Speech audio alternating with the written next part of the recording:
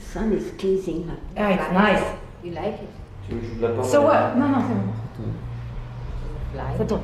Was it usual for a married couple with a child to be in the ashram, and were you considered a special case?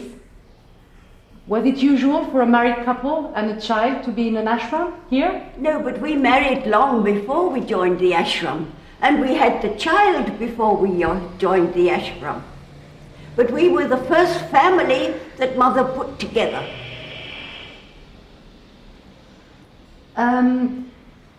For each of you, what do you consider your spiritual work, and how was Mother guiding you?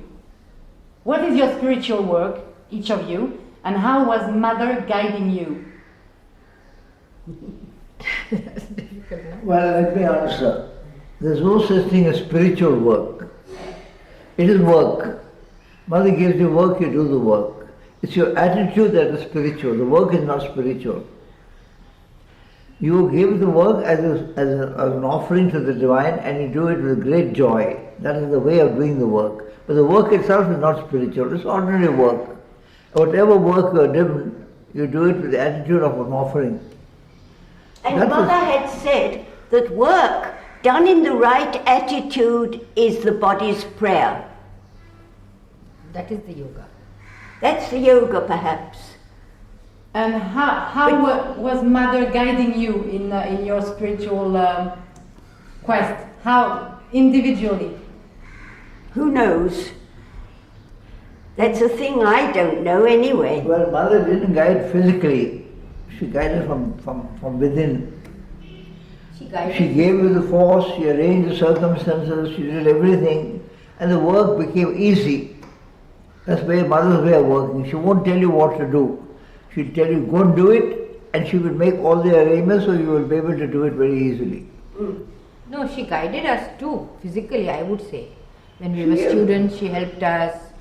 She helped us in art, encouraged us in everything, artistic, beautiful. If we are interested in gardening, in painting, whatever we liked, she used to encourage us a lot and take time, and as though we were very important, we were very special, help us in every way. When I became a teacher, she told me how to teach children drawing. No, she took a lot of time to help us physically also. Especially for the very young ones, Gauri, not so much for us, no? No, for Golkon she didn't help you. She must have helped you. Of course she helped me, but that was something hidden. It wasn't outward show. No, but at least I feel it outward also. She helped us a lot. Was she behaving the same way with everybody? No. Never. Everyone was an individual. Sorry, when I ask again, can you just start with a sentence? Say, start it with a sentence. Don't start no or yes. I start again. Was she behaving with everybody the same way?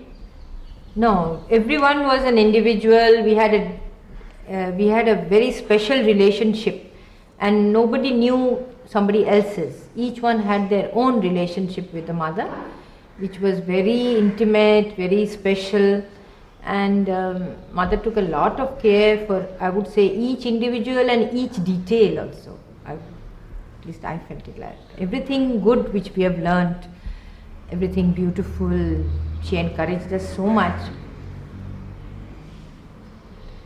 So what she said to one person wasn't, maybe you would have had time to think about it, but we have to wait. So was Mother the same with everybody, and what she said to one person, was it a rule? Okay, Mother said there's no such thing as a rule. Every occasion has its own rule, has its own truth. Every person, and what she says to one person may be quite different to what she says to somebody else, because she saw what is the truth. When you go by rules, you don't see the truth. The mother had no rules, and she would tell you one thing today and something else tomorrow. So there was no thing called consistency. Mother was not consistent. She at every moment she spoke what she saw. And what was she telling you, Mona? Mona, what was Mother telling you? Nothing. She never told me anything. She never told you anything, of course. Well, what did she tell me? She told me she was very satisfied with the way Golconda was being run. But it's personal, that's personal. Had nothing to do with mother, is it? So, You know, I used to go to work and she was working there and that's all. so you were talking together while you were working, or how was it? No, she'd work in her place and I'd work in another. In the same house, yes, but not together. Never. Her work was quite different to mine. Mine was just cleaning, dusting. Hers wasn't. So what was her work? No idea. Why? I don't know what her work was. Gauri, what do you think mother's work was?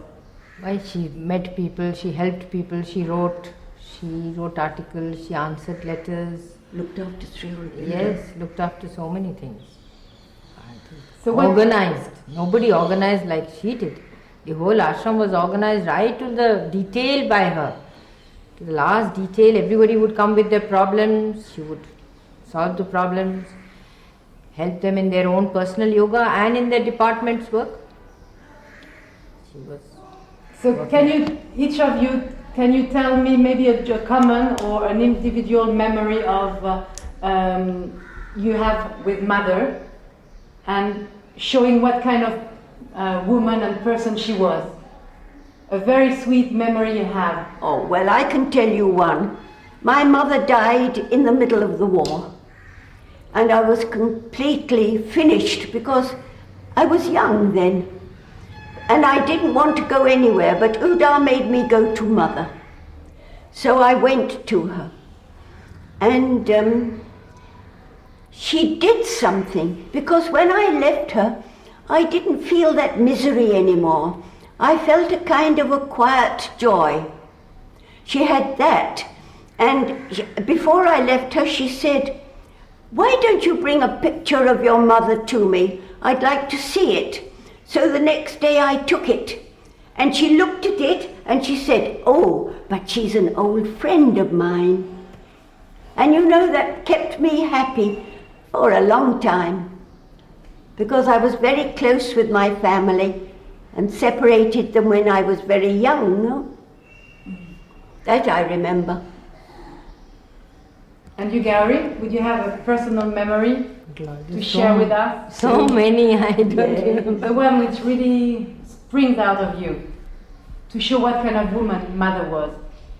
So many. She was a lovely lady, So many kind. because she was here as a little girl.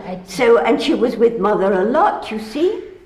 When I was a baby, there was no school in the ashram. So I used to go up to her and she used to give me little flowers in my hand, 3 little flowers and then 2. And she said, "Now how many flowers?" She started teaching me mathematics like that, you know. And then take out a flower and then say, "Now how many do you have?" Things like that, right from... You tell her how you told mother how you used to change your name. I used to change my You name see, all she the was time. given the name, but she was baptized, and she was given the name of Judy Ann. And I used to love Indian names, so I used to make up, every day I had a different name. So one day I went and told mother, "You give me a name." So she said, "If I give you a name, you won't change it." I said, "No, I won't change it." So then one day, when I went up, she said, "Your name is Gauri." And that means the fair one, but not fair here, she's fair here. And she said it, I was I think 4 or 5.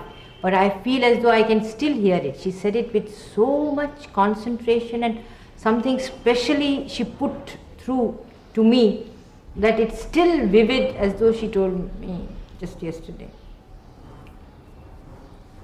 Mona, what do you think, because you're a Westerner and you were brought up in England, do you feel you were closer to mother because of that? I don't think so, because, you see, she was universal.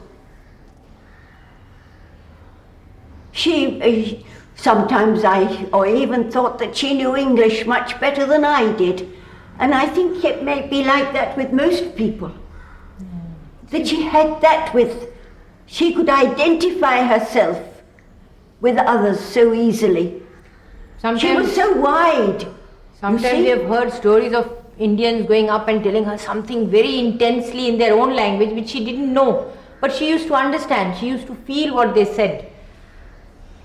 She didn't even know the language, but she could feel what they said, and she sort of helped them in that way.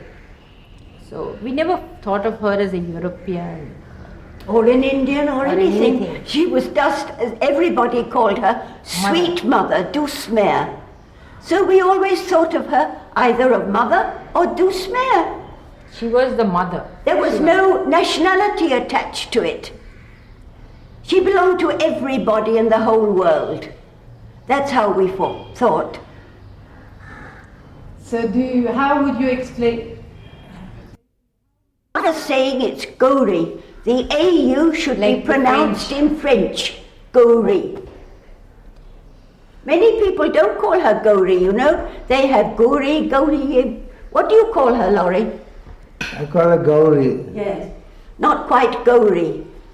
Actually, we spoke a lot of French with mother. In that way, she always spoke to us in French, so that we children, so that she encouraged us to speak French. And after that, we didn't speak French anymore. That was something. So Mona, tell us the first time you saw mother. Could you tell us about that first moment? You don't remember? I do remember, but I'm not going to tell. Why? Because you know what's important when people explain the first time they saw mother, it's very telling. Come on. He would like to say perhaps, because you saw mother and Sundar together. No. No? No, we saw mother first. Sri Aurobindo we saw at darshan time. Oh. That was in August. In those days there was no darshan in April. Nice. We saw mother in February, soon after we were married. So, can you just tell us a little bit could you tell us what you felt when you first saw mother? Well, it's not for that machine. No, it's for us. Sure, only for you. Yeah. She's putting it on. Well, you see, I was educated in a convent, and I was used to the Reverend Mother of the convent.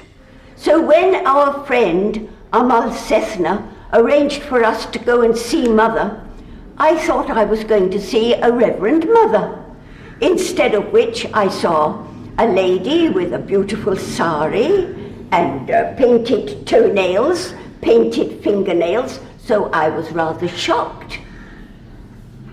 Because my expectations were already made, you see. I thought it was a Reverend Mother, the head of a kind of a convent. We weren't living in the ashram then, we were out in our own house. But with Udar it was quite different. Ask him how he felt when he saw Mother. Udar, what did you feel when you first saw Mother? I told you my first sight of Sri Aurobindo, I saw him first. Yeah, but when you saw Mother I told first. you. Yes. Then I looked at Mother and I saw her love. That's the first thing I saw, Mother, so much of love. That's all I saw. And then other things came later, but the first thing I saw was love. So I went to her, put my head in her lap, and she caressed my head. Then I went to Sri Aurobindo and he did. This is my first impression of Mother was somebody with a lot of love, that's all. And did you recognize at that time that she was divine? Mona, what do you think? I've never recognized that because I know nothing about the divine. I'm quite ignorant of the divine, so I couldn't recognize that. So what did you recognize in Mother? I thought she was a lovely lady, very gracious and so knowledgeable, and well, she was nice to know. Can you give, why was she nice to know? In what? Because she was a lovely lady.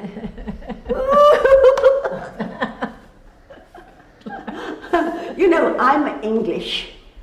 Gauri and Udar are Indian. So it's quite different for them, do you understand? Can you tell us more about No, I can't. The Yeah. English, I think the English are usually not a very spiritual, or except for exceptions, they're more matter of fact as a people. Mother told my mother that she's doing more yoga than many people, but my mother says she isn't. Who said that? Mother said. She didn't. She did. She does it in her own way, but she thinks she doesn't. My mother's got very fixed views, she knows how to tidy cupboards and organize things, but she thinks that she's not doing yoga. But mother said, she told mother, I don't know how to do meditation. Mother said, Yes. doesn't matter, I'll do your meditation for you. Yes. I'll meditate for you. You don't have to bother about Yes. meditating. Mother was full of love, that really she represented love.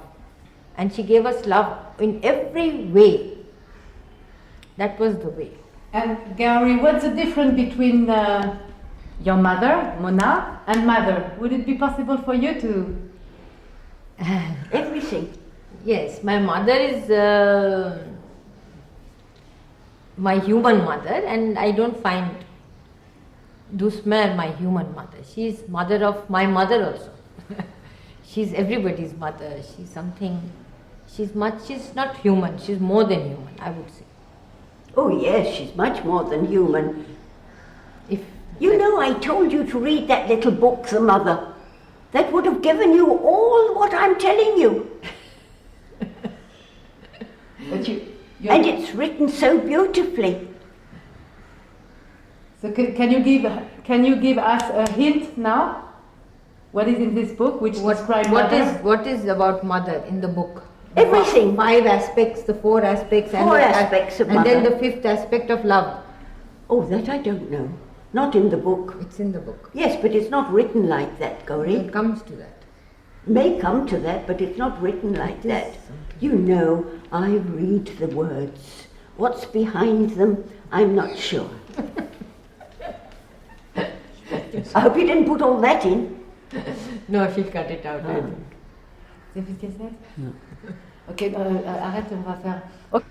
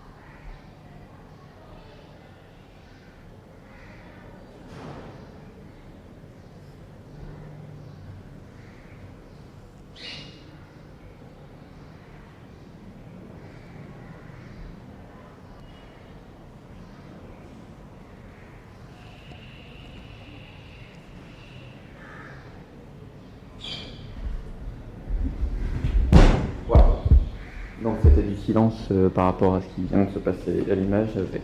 voilà, ok, merci. But they're still doing something. So, can me tell you, when you first came back to England, what was your feeling? Because you had been away from so many years, and you, Gauri, you discovered England. Oh, I loved it. I loved it because I met my sisters, no? 31 years. After 31 years. I loved it. 31 years ago? You see, I didn't go to London because my family had moved away. We passed through there, didn't we? Yes. We went East London, near the docks. And my mother had gone, and many relations had gone. So I went. And you, Gauri, it was the first time you were discovering your... Yes, first time I went out practically. Mother was very happy for me. She said, it's very good for you. Ça va élargir votre conscience. She said, it's good for you. We've been living in, protected here in our cocoon. And she was very happy for me to go out and see. And it was a very beautiful experience. We went to Rome, we went to Switzerland, 2 days everywhere. In those days, wherever the aeroplane stopped, we could spend 4 days. So we saw a lot. It was lovely in those days. It was in 68. Non, mais on s'en mettra pas dans le... Because it's a real, we didn't move the box. I told you to move it, Mom. So, I told you to take it down to the okay, garage. okay. So Gauri, tell us about how mother taught you to like flowers. And where are your flowers here? Can you show us? I haven't got many flowers just now because we've had a very bad winter and most of the flowers died in the winter. And before that we had the monsoon. We had a very heavy monsoon too, so we haven't got many flowers. There are a few orchids here and the flowers are ending there. This tree has completely, it's a lovely cork tree with beautiful white flowers, but it's all bare now. There's some orchids there if you like. There are a few. That's Victory, yes. I don't know, Mother didn't teach us, we just lived among flowers. She gave us messages through flowers. Every day we would go to her and in our hand she'd choose this flower or that flower and that flower and we'd see the meaning and we'd understand what we needed for our own progress, what we had to become aware of. So it was a language of flowers between her and us. And did you receive flowers at other occasions, like at Birthdays. Can you tell me when you received flowers from mother? Our birthdays were very special days for us. It was an occult day and we used to go to mother about 5 times. In the morning we'd get a plate of flowers, then we'd get a bouquet of flowers, we'd get roses. She'd make a very special fuss of us on that day. And we'd be full of flowers, and we'd see her before she went for tennis, after she came back for tennis, and she'd see us specially because it was our birthday and we'd be very special that day. Or if she was passing in the car, sometimes she'd wave in the street. And it was very intimate and very, very special. A birthday was. It's interesting for us to understand how mother introduced Western customs in the ashram. So could you tell us whether she introduced Western customs and maybe use the example of Christmas and tell us a little bit about Christmas. Oh, she told us in our class that we celebrated Christmas as the festival of light.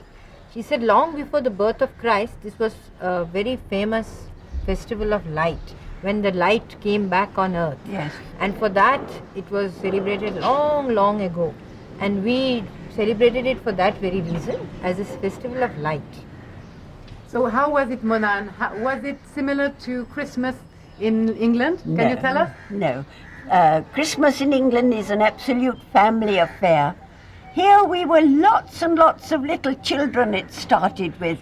You had those photos. Yes. All the school children. Yes. All our school children. We used to play games, get presents from mother. We had a donkey Lottery. there.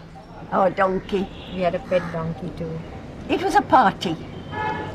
It started with Gauri when she was a baby of 1. And 2 or 3 ashram people used to come. And that's how it started. And when we joined the ashram, we had one party here. And Pranab came. And Pranab liked it, and I think he told mother. Then it went for everybody. Afterwards, it was not only the children, all the ashramites came. So could you just say the word Christmas and maybe say... Mother never called it Christmas. She called it Noel. Noel. Noel, and she gave beautiful messages. Every Noel, we had a lovely message of light. And did you have, for example, what did you have? Did you have the prasad? And We had cakes. She said Christmas without cakes, you have to With have cake. chocolate. Chocolate cakes. Always chocolate on top and a nice fruity cake without eggs, because many ashramites don't eat eggs. So it was made with sweet potato, very special recipe. And even all these students now, the school has been open for more than 50 years. But the memory of a Christmas cake in the ashram is something special. And did you have Christmas trees? Yes. Could you say? We had Yes. Christmas trees, yes. We had a lottery. We had lottery, we had Christmas trees, we used to decorate it. Okay, thank you very much. Silence. Silence.